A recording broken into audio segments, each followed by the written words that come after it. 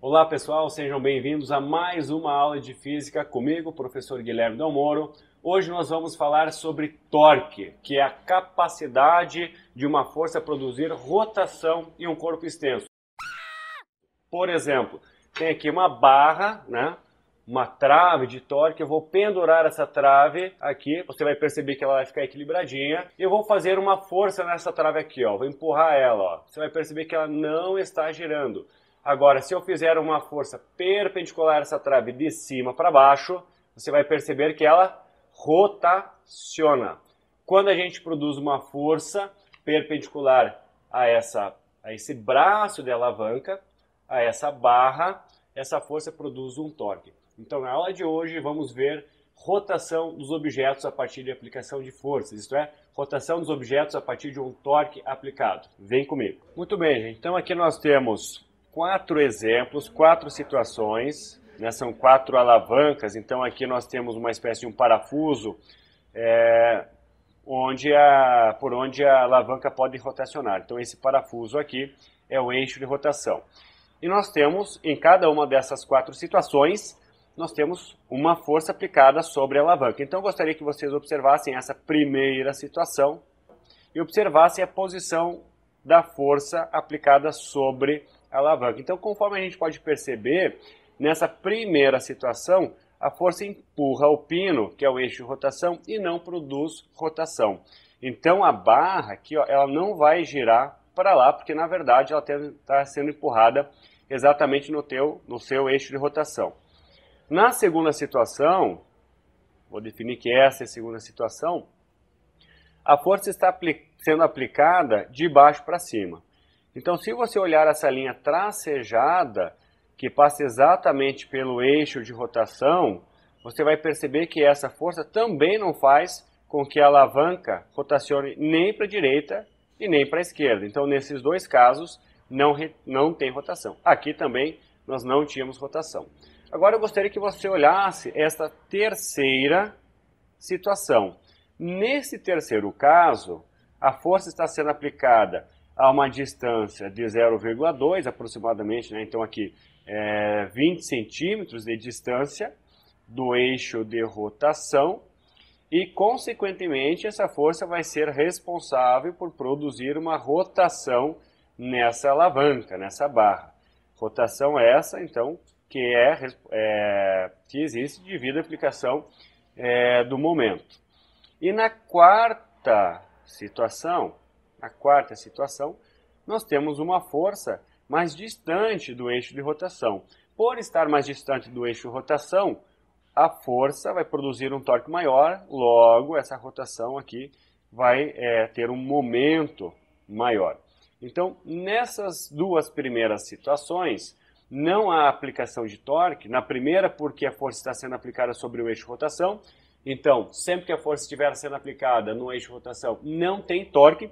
E na segunda situação, a linha de ação da força passa pelo eixo de rotação. Então, vou escrever aqui ER, que é o eixo de rotação.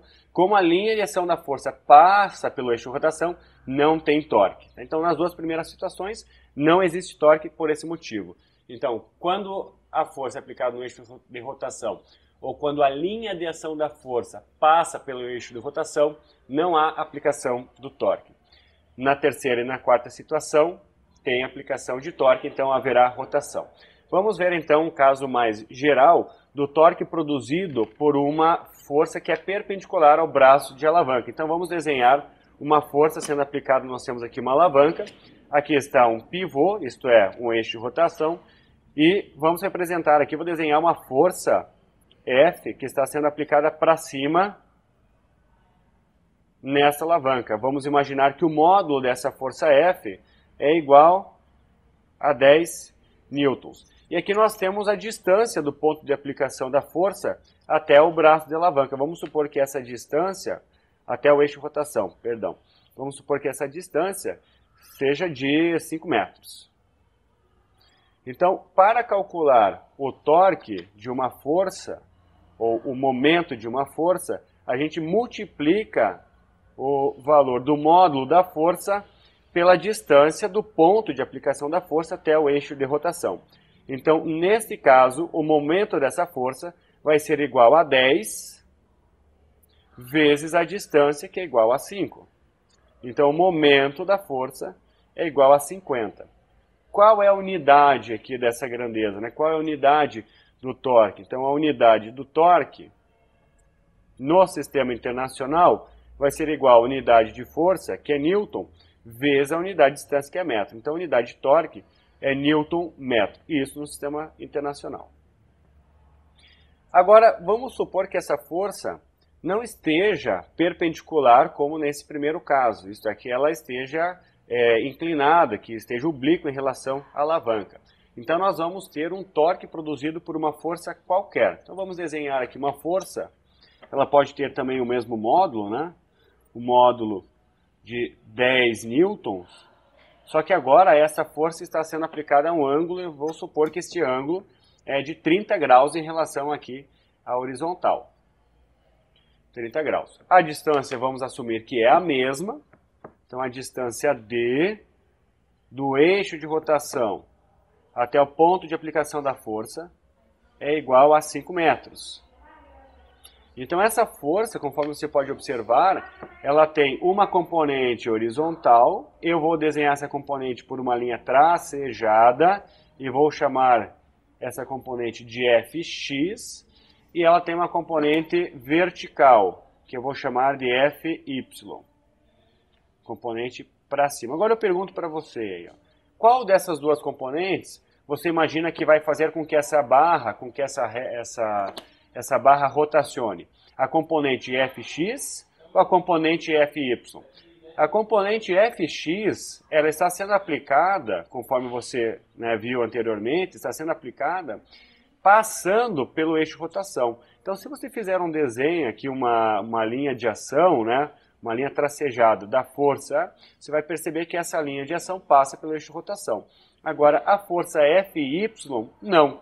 Ela está a uma distância d e ela é perpendicular ao braço de alavanca, a essa ferramenta aqui. Então, neste caso, a força que vai aplicar torque é a força Fy. Então, o momento dessa força vai ser igual a componente Fy vezes a distância da componente até o eixo de rotação. E como que nós calculamos o valor dessa força Fy? Então você tem que se lembrar lá da decomposição dos vetores.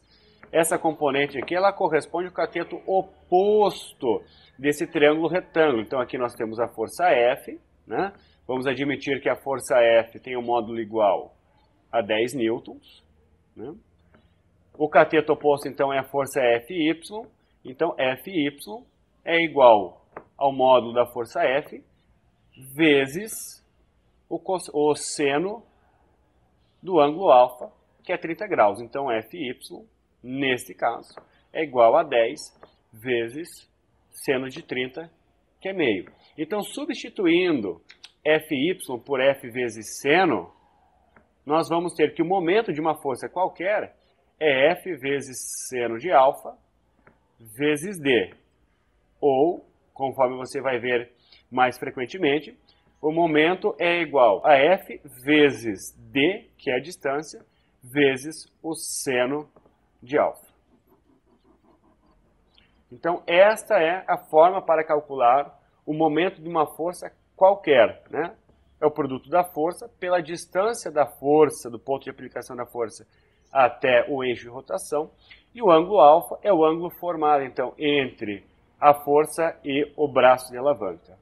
Se essa força for exatamente perpendicular, o ângulo alfa é de 90 graus e seno de 90 dá 1.